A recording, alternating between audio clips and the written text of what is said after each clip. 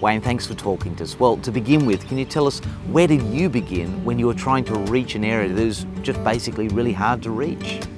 Well, I had a good background. I've been a wrestler and a prison officer, and when I worked in the prisons, before I left the prisons, I knew I was going to Berkeley, so I was able to interview and talk to a lot of people who came from Berkeley, so I had a feeling what the area was like. So I just wandered around here talking to people just to get a feel of the place. I looked for any committee I could join, and I joined the Neighbourhood Watch, and that seemed to fail after I joined it, so that went on a bit.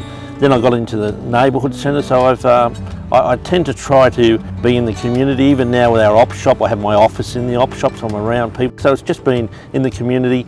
My job description was basically a blank piece of paper. There was no church service. The aim was not to start a church service really quick. It was like 6 to 7 months before we did any sort of service. So it was just getting in the community, meeting people.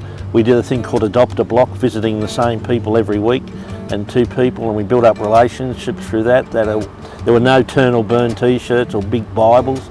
It was all about listening, and after a while they brought up the subject of Jesus, and they even brought up the subject of what about you do a church service. So it was just hanging around non-Christian people and listening to them and getting a feel of the lay of the land, which is like most of these socially disadvantaged areas. There's high drug problem, high domestic violence, a lot of single mothers, high amount of drug addictions and alcohol.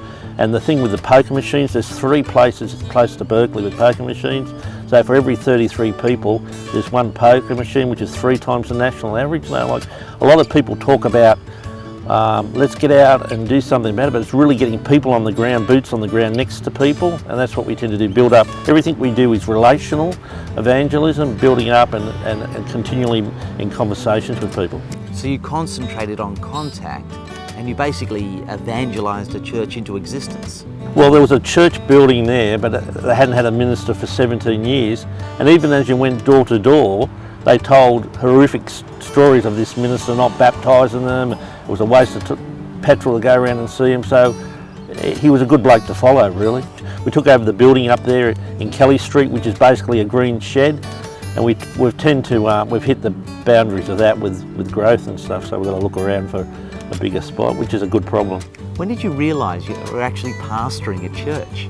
In the 6 months we started a church service, and I preached a sermon, and I thought, yeah, that's pretty close to a church. So like our church service is quite unique. When people come in, we offer them tea and coffee, and most of the people know them from Adopt a Block or from the community. So there's an already made great community there.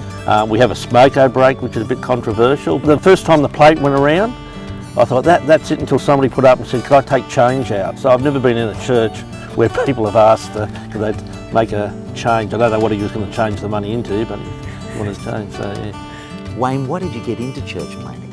I blame God how it happened, but I became a Christian in Mount Druitt, and it was like I realised that if I was the only person, Christ died for me, and he gave a view of hell I hadn't heard. So I became a Christian. But what happened overnight was I had these group of Christian friends, the tab set, tea and biscuits, we'd talk over that on Sundays. And then during the week I'd work with all these great guys and women and that, and they told all those funny stories you shouldn't laugh at, but there was no way they seemed to come together. So I really was, if the gospel is true, and I believe it's true, we've got to work out how we can outreach to people. And then Jesus says, just go. There's not much. So from the Mount Druitt background, the prisons and the wrestling, and wrestling's just working class opera really. So there was all these places I worked. I've been around a lot of people, and I'll be honest, it was a lot harder than I thought. It was really hard, just for the simple fact that under-resourced. You had to do stuff on the spot. People would jump up in church and say things that normally people would not say in churches, you know. They would sometimes even use the F word, and it wasn't forgiveness. So there was all this messy. But then I looked at the book of Corinthians and I thought, wow, that is a messy church. And I thought that made me feel a little bit better when I saw how messy church has to be. Some people come to these areas thinking they're going to turn people into perfect Christians like them, when it's just getting beside them and doing life with them and introducing them to Jesus and help them work through the problems themselves. What sustains you? 2 Sundays ago we did a baptism. A guy called Kieran came to church.